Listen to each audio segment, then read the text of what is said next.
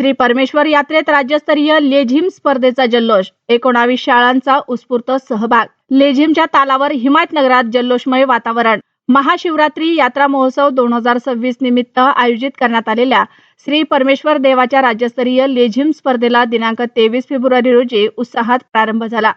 हिमायतनगर येथील श्री परमेश्वर देवस्थानाच्या वतीने मंदिराच्या मैदानावर रंगलेल्या या भव्य लेझिम स्पर्धेत जिल्ह्यातील तब्बल 19 शाळांच्या लेझिम पथकांनी सहभाग नोंदवून यात्रेची शोभा वाढवली. स्पर्धेची सुरुवात मान्यवरांच्या हस्ते संत गाडगेबाबा, छत्रपती शिवाजी महाराज व आराध्य दैवत भगवान श्री परमेश्वर यांच्या प्रतिमांचे पूजन करून करण्यात आले. उद्घाटन प्रसंगी नागेश पाटील अष्टीकर यांचे सुपुत्र कृष्णा पाटील अष्टीकर, श्री परमेश्वर मंदिराचे उपाध्यक्ष महावीरचंद श्रीमाळ, सेवानिवृत्त मुख्याध्यापक अक्कलवाड सर, गट शिक्षणाधिकारी केशव मेकाले व इतर मान्यवर उपस्थित होते. मान्यवरांनी सहभागी झालेल्या चिमुकल्या विद्यार्थ्यांना शुभेच्छा देत त्यांच्या कलागुणांचे कौतुक केले. स्पर्धेची शानदार सुरुवात तालुक्यातील सरसम जिल्हा परिषद शाळेच्या विद्यार्थ्यांनी देशभक्तीपर गीतावर सादर केलेल्या दमदार लेझिमने केले.